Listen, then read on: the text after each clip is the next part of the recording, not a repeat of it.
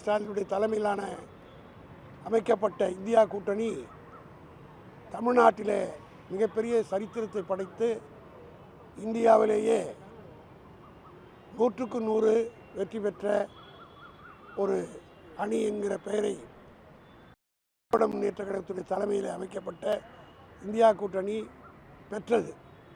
அது ஒரு சில நாட்களுக்குள்ளாகவே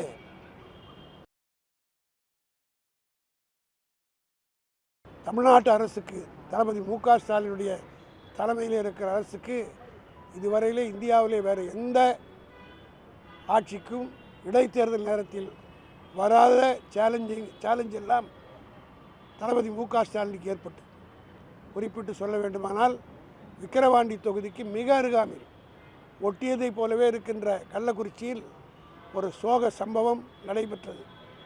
அது மிகப்பெரிய பூதாரமாக இந்தியா ஒன்றியத்தில் இருக்கக்கூடிய அமைச்சர்களிலிருந்து இங்கே இருக்கக்கூடிய உள்ளூர் பாஜக தலைவர்களை ஆட்டம் போட்டு உதாகாரமாக்கி ஏதோ பிரளயமே ஏற்பட்டு விட்டதை போல அவருடைய மாநிலங்களில் நடைபெற்றதையெல்லாம் மறைத்துவிட்டு இங்கே மிகப்பெரிய நாடகத்தை நடத்தி இந்த இடைத்தேர்தலில் எப்படியாவது வெற்றி பெற்று விட வேண்டும், 40க்கு 40 வெற்றியை எப்படியாவது குலைத்து விட வேண்டும் என்ற திட்டத்தோடு செயல்பட்டார்கள். அதுபோல் தேர்தலுக்கு 2 நாட்கள் முன்பாக சென்னையிலே யாரும் எதிர்பார்க்காத அளவுக்கு ஒரு கொலை, அதற்கு அரசியல் சாயம் பூட்டப்பட்டு அதையும் அரசியலாக மிகப்பெரிய பிரச்சனையாக இந்த தேர்தலை ஆக்க முயற்சித்தார்கள்.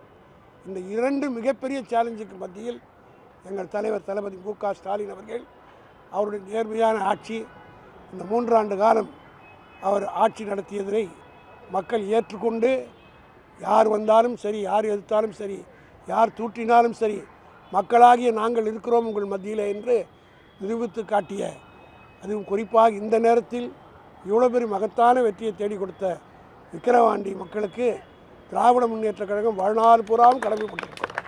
ஏனென்றால் இந்தியாவிலே வேறு எந்த அரசியல் கட்சிக்கும் ஏற்படாத ஒரு சோதனை எங்களுக்கு ஏற்பட்டது.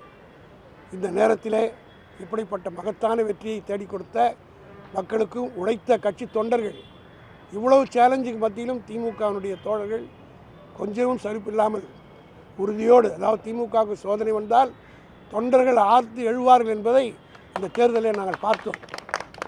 தேர்தல் முடிந்து விட்டது, வெற்றி பெற்று வேண்டும் என்ற களிப்பிலே போய் யாரும் உட்காரவில்லை.